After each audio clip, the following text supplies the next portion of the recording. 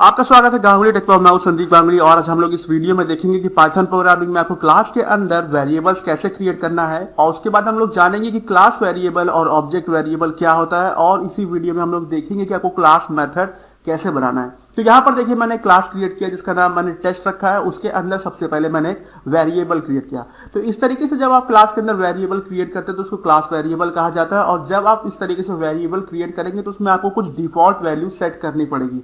वो default value आपकी integer type की भी हो सकती है, स्ट्रिंग टाइप की भी हो सकती है और फ्लोट टाइप की भी हो सकती है। और ये जो आप वेरिएबल्स क्रिएट करते हैं इनको फील्ड्स भी कहा जाता है। उसके बाद देखिए इस क्लास में मैंने क्या किया, मैंने एक कंस्ट्रक्टर बनाया और कंस्ट्रक्टर में क्या होगा कि जब इस क्लास का एक ऑब्जेक्ट क्रिएट होगा तो एक मैसेज आएगा कि new object of class test is created. और उसके बाद जो काउंट वाला वेरिएबल है उसमें 1 जो है ऐड हो जाएगा। और यहाँ पे जो मैंने ये स्टेटमेंट लिखा है इसका सेम यही मतलब है कि अगर आप इसको इस तरीके से लिखते हैं, काउंट लिखते हैं यहाँ पे इक्वल टू काउंट प्लस 1 लिखते हैं, तो ये चीज और ये चीज दोनों स्टेटमेंट सेम है। तो मैं इसको हटा देता हूं। अब आप यहां पर एक चीज देख रहे हो कि मैंने यहाँ पे क्लास का नाम लिख के डॉट लगा के वेरिएबल को क्यों एक्सेस किया। तो जो वेरिएबल्स आपके क्लास वेरिएबल्स होते हैं उनको आपको इसी तरीके से एक्सेस करना है। आपको जो है क्लास का नाम लिखना होगा, याद रहे ऑब्जेक्ट का नाम नहीं, क्लास का नाम लिखना है, डॉट लगाना है, काउंट लिखना है, इस तरीके से फिर आपको इस तरीके से एक्सेस करना है। और मैं आपको एक बात बता दूं कि अगर आप लोग जावा में प्रोग्रामिंग कर चुके हैं या फिर C++ में तो उसमें आप लोगों ने स्टैटिक वेरिएबल के बारे में पढ़ा होगा। तो वहां पे स्टैटिक वेरिएबल होता है और यहाँ पे इसे क्लास वेरिएबल कहा जाता है। दोनों की प्रॉपर्टीज बिल्कुल सेम है और जिस मकसद से इन वेरिएबल्स का यूज किया जाता है वही यहाँ पर भी हो रहा है। तो इस तरीके से आपको क्लास वेरिएबल बनाना है, इस तरीके से इसे आपको एक्सेस करना है। और आप चाहे तो किसी क्लास वेरिएबल को डायरेक्टली भी एक्सेस कर सकते हैं। वो कैसे करेंगे वो लोग आगे देखेंगे। उसके बाद देखिए मैंने क्या किया, मैंने इस क्लास के अंदर टेस्ट क्लास के अंदर एक मेथड बनाया है। मेथड का मतलब फंक्शन बनाया जिसका नाम मैंने क्रिएट रखा। और यहां पर देखिए क्रिएट में मैंने क्या किया, मैंने एक वेरिएबल बनाया जिसका नाम मैंने नेम रखा है। और इस वेरिएबल को क्रिएट करने के लिए मैंने सेल्फ वाला जो हमारा फंक्शन पैरामीटर में जो वेरिएबल क्रिएट करते हैं उसका नाम लिखा पहले, फिर डॉट लगाया, फिर वेरिएबल का नाम लिखा। तो जब आप इस तरीके से वेरिएबल बनाते हैं तो इसे ऑब्जेक्ट वेरिएबल कहा जाता है। और यहां पर जो सेल्फ कीवर्ड है, ये जो सेल्फ कीवर्ड नहीं कहेंगे, इसको आप कहेंगे सेल्फ वेरिएबल। जो है इसका मतलब क्या होता है, इसका मतलब जो है आपका इसका जो सेल्फ आपने जो ये वेरिएबल बनाया इसका मतलब होता है कि जैसे आपने यहाँ पर देखा मैंने एक ऑब्जेक्ट क्रिएट किया ए, तो ये जो सेल्फ वेरिएबल होता है ये आपके इस ऑब्जेक्ट को जो है मतलब आप कह सकते हैं पॉइंट कर रहा होता है, रिफर कर रहा होता है इस तरीके से। और इसका जो सेम अगर आप लोगों ने जावा में या C++ में आप लोगों ने अगर दिस कीवर्ड के बारे में पढ़ा होगा तो वहां पर दिस होता है और यहाँ पे सेल्फ होता है, दोनों एक ही चीज है। तो यहाँ पर जो क्रिएट वाले मेथड में क्या हुआ, वेरिएबल क्रिएट हुआ जो कि एक ऑब्जेक्ट वेरिएबल है, उसमें वैल्यू स्टोर करवाई गई और उसके बाद ये हेलो करके वो वेरिएबल का आउटपुट हमें दिखा देगा। ये क्रिएट मेथड जब इसको कॉल किया जाएगा तो आपको ये काम होगा। उसके बाद मैंने एक मेथड बनाया, फंक्शन बनाया जिसका नाम मैंने रखा है चेंज। और इस चेंज वाले फंक्शन में मैंने क्या किया, मैंने ये किया है कि आपने जो ये क्रिएट वाले फंक्शन में जो वेरिएबल बनाया था जिसका नाम आपने नेम रखा था उसको हम लोगों ने यहाँ पर यूज किया।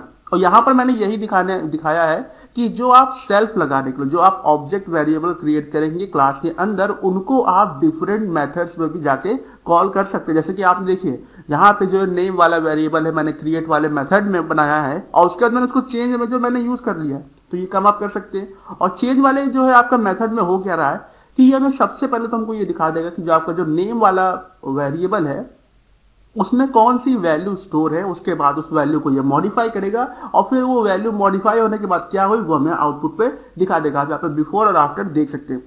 उसके बाद हम लोगों ने एक और मेथड बनाया है जिसमें हम लोगों ने क्या किया कि हम लोगों ने जो हमारा जो नेम वाला वेरिएबल था उसका केवल आउटपुट दिखाया। इसमें हमने कोई चेंज नहीं किया और कुछ नहीं किया। क्रिएट वाले मेथड में नेम वाला जो आपका ऑब्जेक्ट वेरिएबल है उसको बनाया गया, चेंज वाले में उसकी वैल्यू चेंज की गई और शो वाले में केवल जो वैल्यू है वो केवल आउटपुट में दिखा दी गई।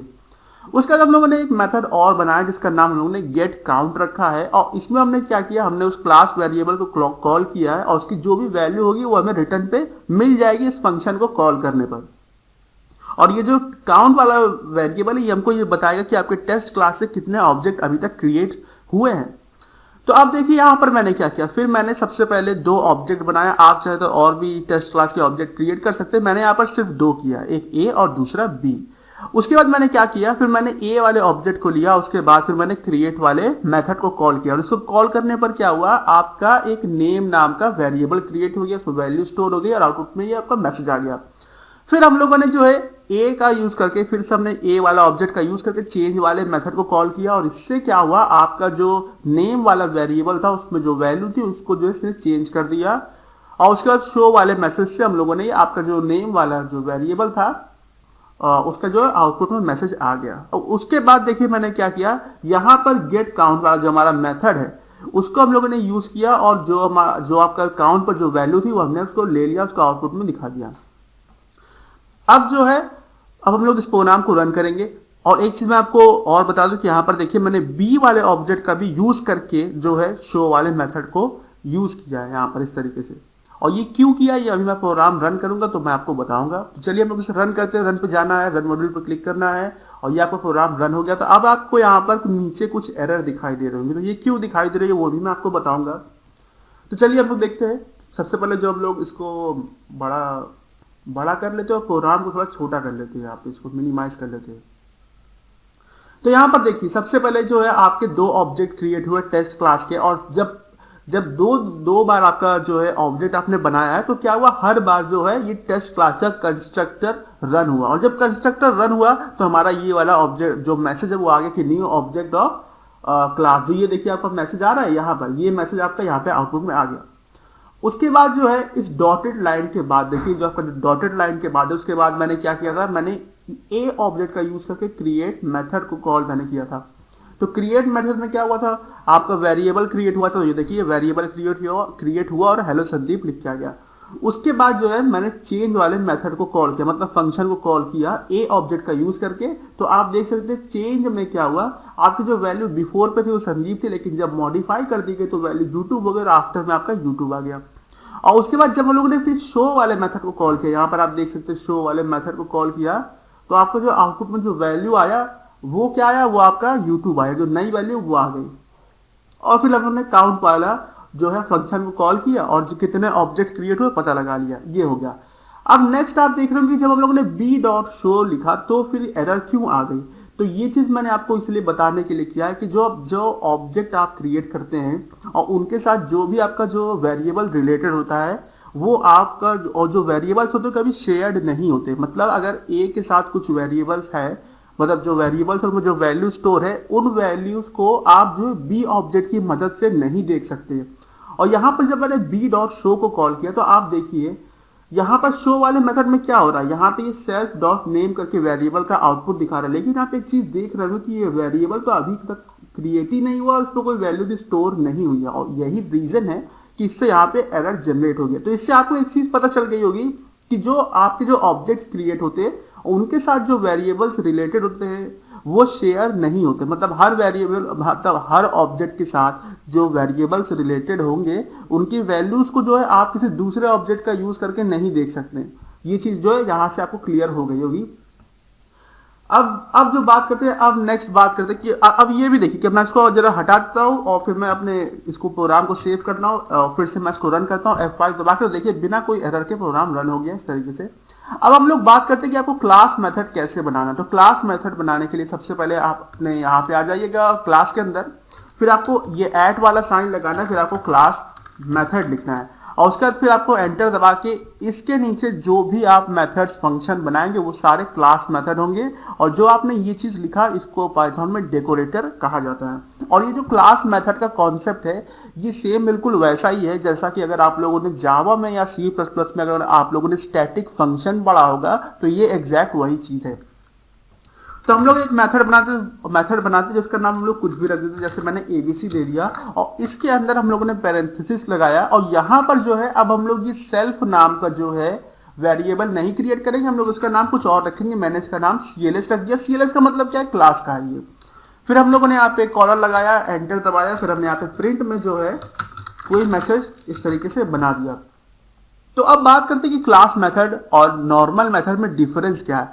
तो क्लास मेथड को जो है बिना ऑब्जेक्ट क्रिएट किए ही एक्सेस कर सकते हैं। इसके लिए आपको केवल क्लास का नाम लिखना होगा, जिस क्लास के अंदर आपको क्लास मेथड है, डॉट लगाना है, जो मेथड जो फंक्शन है उसका नाम लिखिए, जो कि यहाँ पे एबीसी है। फिर आप जो इस तरीके से पैरेंथेसिस लगा दिया और कंट्रोल प्लस एस दबाइए, आपका प्रोग्राम कंप्लीट हो गया। अब जब हम लोग इस प्रोग्राम को रन करेंगे तो आपका ये जो मेथड है उसका वैल्यू का आउटपुट आ जाएगा। तो हम लोग F5 दबाते हैं और ये देखिए आपका आउटपुट में आ गया इस तरीके से।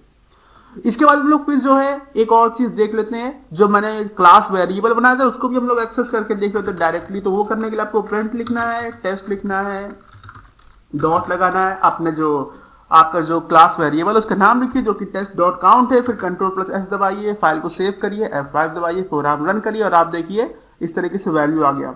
मतलब आप जो है इस तरीके से डायरेक्टली एक्सेस कर सकते हो। तो देखिए अब मैंने क्या क्या आपको इस वीडियो में बता दिया। मैंने आपको बता दिया कि क्लास के अंदर आपको वेरिएबल्स कैसे क्रिएट करना है, क्लास वेरिएबल और ऑब्जेक्ट वेरिएबल क्या होता है, और आपका क्लास मेथड क्या होता है। तो अब अगर आपका इस वीडियो से जुड़ा कोई भी डाउट हो तो आप कमेंट सेक्शन में पूछिएगा, और अगर अभी तक आपने मेरा चैनल सब्सक्राइब नहीं किया तो कर लीजिए, जिससे कि सारे फ्यूचर अपडेट्स आप तक पहुंचते रहे। और ये वीडियो देखने के लिए धन्यवाद।